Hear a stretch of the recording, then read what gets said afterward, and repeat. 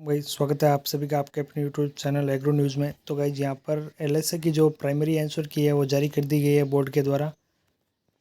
तो आप देख सकते हैं जैसा कि जो इसकी ऑफिशियल वेबसाइट है Rajasthan staff selection board Jaipur, और इसकी जो प्राइमरी जो की है वो जारी कर दी गई है।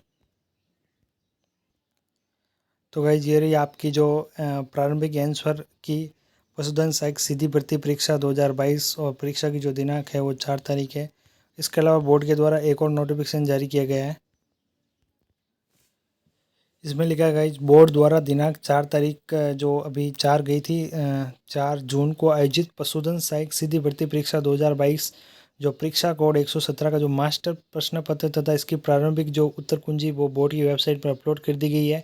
यदि किसी परीक्षार्थी को प्रश्न पत्र में सम्मिलित किसी या किन्हीं प्रश्न या जो इनके उत्तर में संबंध में कोई आपत्ति हो तो वो अपना निर्धारित शुल्क है जो 16 तारीख से लगाकर 18 तारीख तक कोई भी अपनी ऑनलाइन आपत्ति बोर्ड की वेबसाइट पर दर्ज करवा सकते हैं।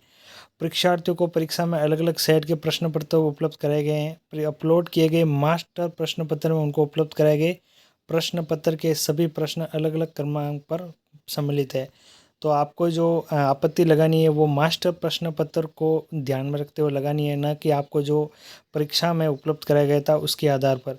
उनके प्रश्न पत्र में किसी प्रश्न के उत्तर के दिए विकल्पों का क्रम भी अपलोड किए गए मास्टर प्रश्न पत्र के प्रश्न के उत्तर के विकल्पों में भिन्न क्रम में हो सकता है।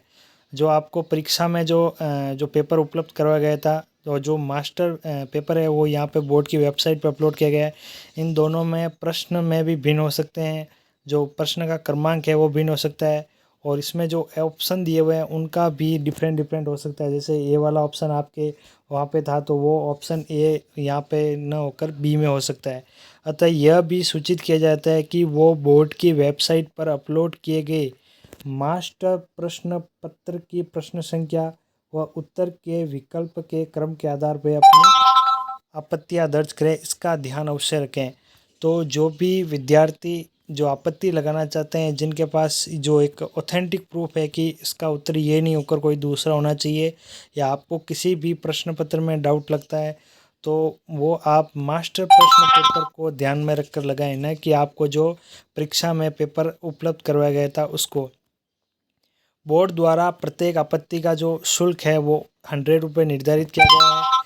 इस हेतु परीक्षार्थी बोर्ड की जो वेबसाइट है पर वहाँ पर जाकर जो ऑनलाइन आपत्ति के जो लिंक अभी होगा वहाँ पे आपको SSO ID के माध्यम से देख शुल्क ई मित्र पेमेंट गेटवे या ई मित्र कियोस्क पर जितने प्रश्नों पर आपत्तियाँ लगानी है उसके अनुसार प्रति प्रश्न 100 रुपये आपके लगेंगे।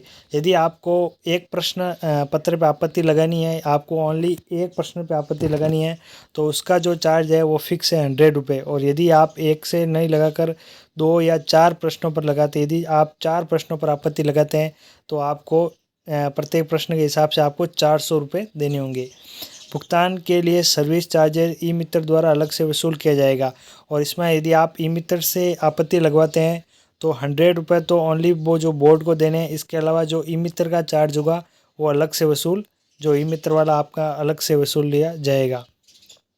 शुल्क के अभाव में आपत्तियां स्वीकार नहीं की जाएगी। और ऑनलाइन आपत्तियों का लिंक केवल जो आपका 16 तारीख से लगाकर जो मध्य रात्रि से दिनांक 18 तारीख तक आपका उपलब्ध है, उसके पश्चात लिंक निष्क्रिय हो जाएगा। अन्य किसी माध्यम अथवा निर्धारित तिथि के बाद भेजी गई आपत्तियां स्वीकार नहीं की जाएगी।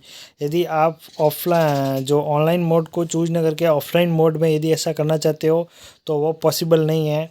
और एक निर्धारित तिथि के बाद, मतलब आप 18 तारीख को रात्रि 12 बजे तक ही कर सकते हैं। उसके बाद आपत्तियां इसमें ना तो स्वीकार की जाएगी और उसके बाद जो लिंक है वो ऑटोमेटिक डीएक्टिवेट हो जाएगा या वहाँ से हट जाएगा। जो आपत्तियां हैं वो केवल आपकी एक बार ही ली जाएगी। आपत्तियों के लिए जो पोर्टल पर स्टैंडर्ड और ऑथेंटिक पुस्तकों के प्रमाण ही ऑनलाइन संलग्न करें। जो ऑथेंटिक है बुक, या जो आपकी 12th की NCERT की बुक्स हो गई, या जो भी बुक हो जो ऑथेंटिक हो और स्टैंडर्ड हो, उसके वही ऑनलाइन उसमें संलग्न करें।